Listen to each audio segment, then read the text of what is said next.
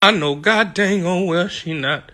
Greco, tell me this a dream. It's not, buddy. Greco, tell me I'm asleep. You'll be all right. That's my wife down there. They do this every other day. Letitia! I can't hear you.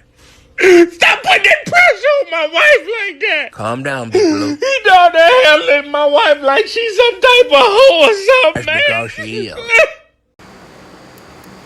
What it do? It's your man. Y'all already know what it is.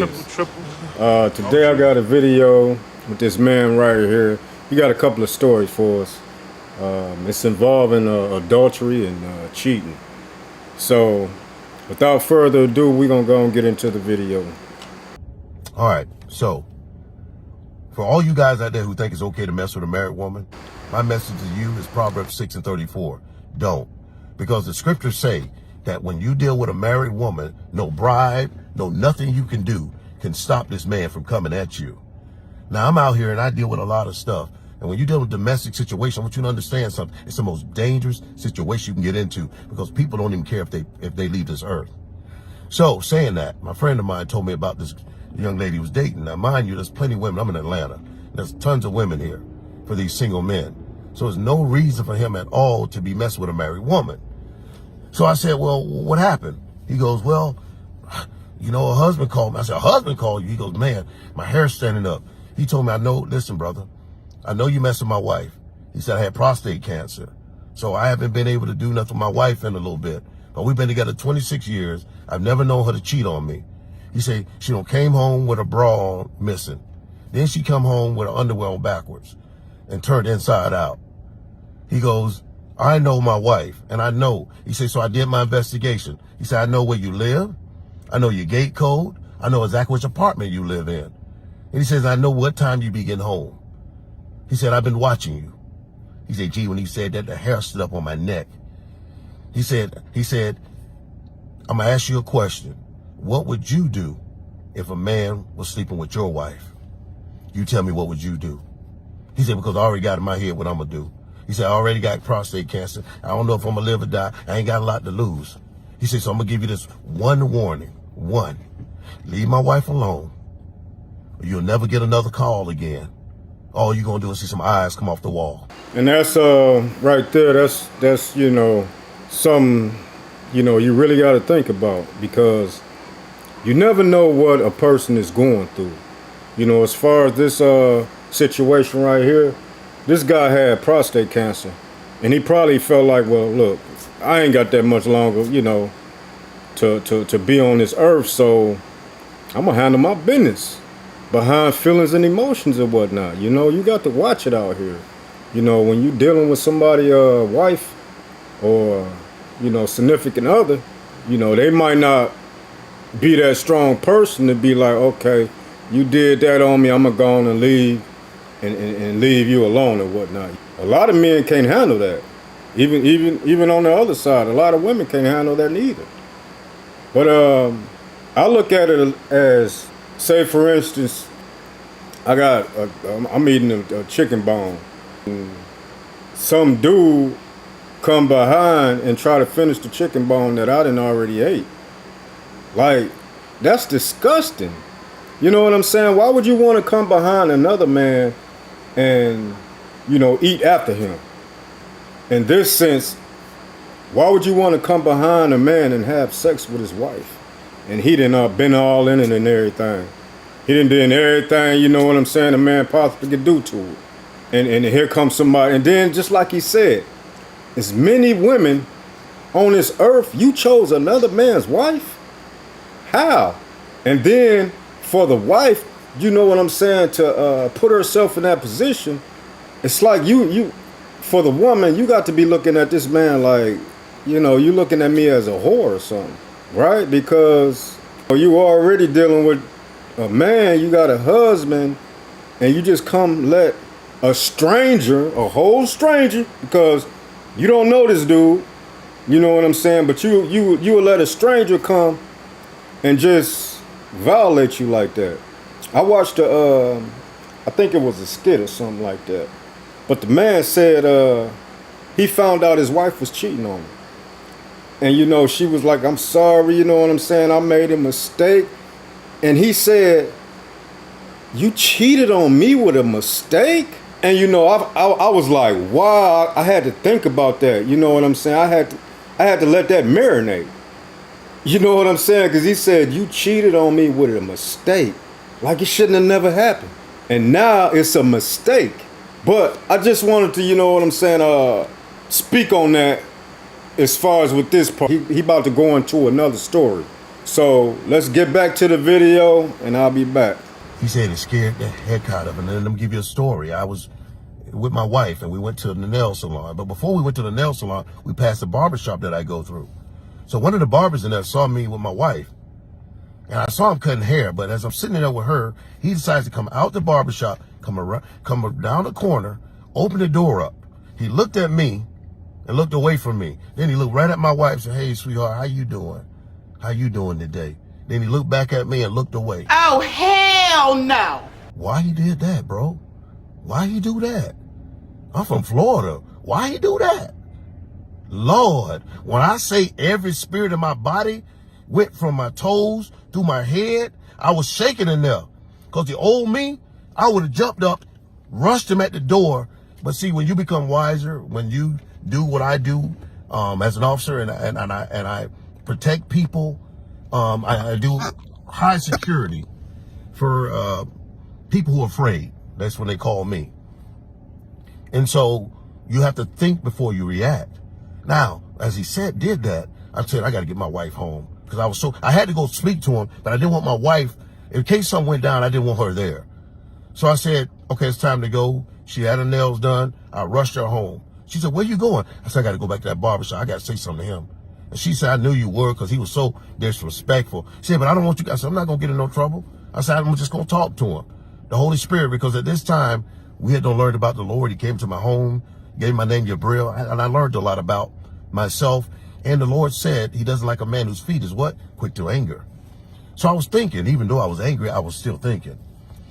And so before I was going, I was speeding though. I noticed I was speeding. I said, wait a minute. Let me slow this down. I need to slow down because that means if I'm like this, when I get there, I'm not going to control my anger. And I said, they need a public announcement. And all them young men that need to know that ain't something you do.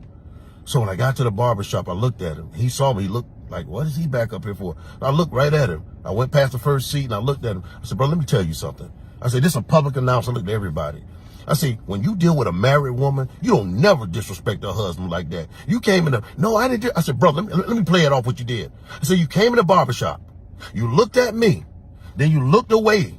Then you looked at my wife. And then you said, hey, baby, how you do? You said, no, you say, hey, honey, how you doing today? You know, you doing all right? You spoke to her, and then you looked back at me and looked away again, like I wasn't nothing. I said, let me explain something to you, brother. I said, if it was the old me, I would be putting you through a wall right now. I said, I would be putting you through a wall. I said, but I don't move like that no more. I don't act like that no more. I said, so I'm going to talk to you right now. But my legs started shaking. When my legs started shaking, I leg pressed like 2,400 pounds, 44, 45 plates. Pretty strong guy. My leg pressed 44 of them. So I'm real strong. So my leg was shaking. I knew in the past when that has happened that when I've lost when people take my kindness for a weakness, bad things have happened because my strength go up 4 times that. And one of the barbers said, hey brother, you don't know. I said, shut your mouth. You don't know what we talking about. I said, your best bet is to shut up.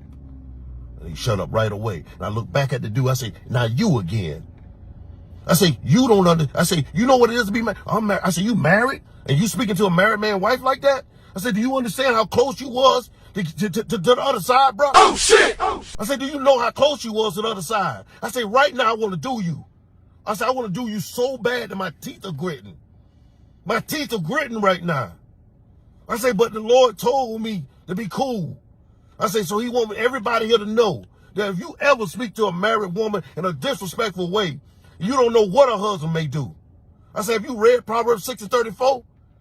No. I say, well, it says that you can't stop a man when he's married and you trying his wife.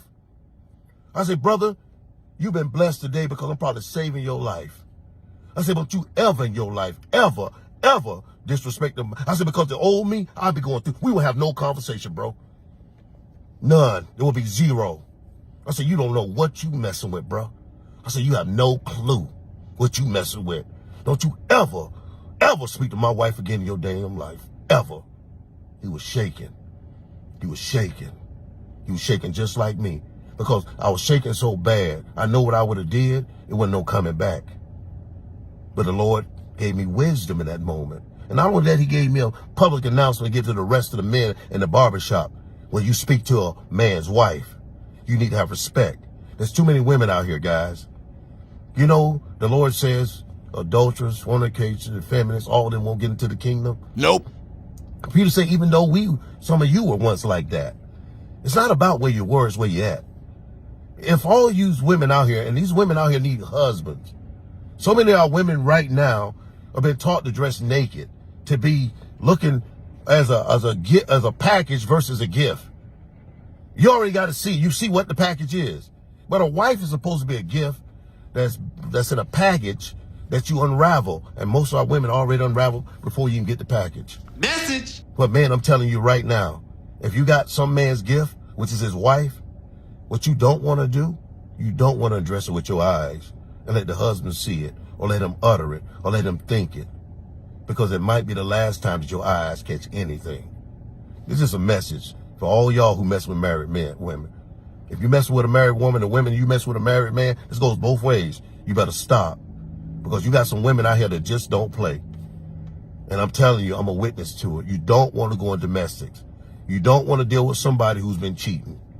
I'm telling you, it's the quickest way to see the other side. This is a public announcement. And this is for all those out there who think that it's okay to sleep with other people's spouses.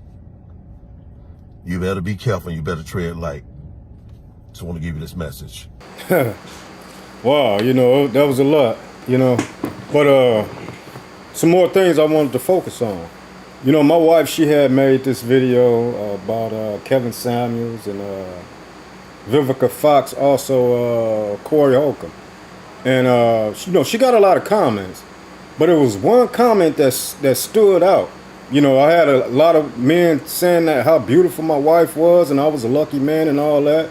But it was one comment made. This man, I don't really refer to him as a man because the stuff he said. But he said, why don't you divorce? He said, why don't you get a divorce and come get with this high value man?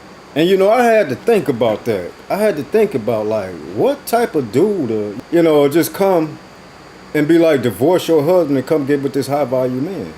Bruh.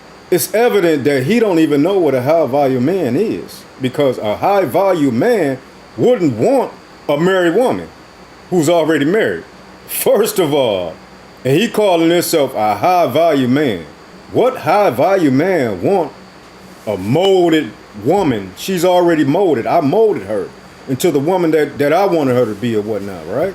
You know, what man want leftovers? Or what man want another man's possession? You know what I'm saying? I stopped listening to rap music, you know, because, you know, you got your certain main verses or whatnot. You know, I'm going to F your girl and I'm going to shoot this ninja. I'm going to do this, I'm going to do that. But, you know, the one stick out is I'm going to F your girl, she like me and this and that and all that crap. You know, that's one of the reasons I don't listen to rap music no more. You know, that really just stuck out. And I had to speak on that. You know, I did comment back to dude, you know, but I forgot what the comment was. But I let him know, like, you weird, dude. You know what I'm saying? You weird as hell. You know what I'm saying? Who would say that? Right? But look, I hope y'all like the content. You know what I'm saying? Like, share, and hit that subscribe button. Click on that button. Hit the subscribe button. Click on that button. Again, this Ghetto Talk. This your man. Y'all already know. OG To the next video. Peace.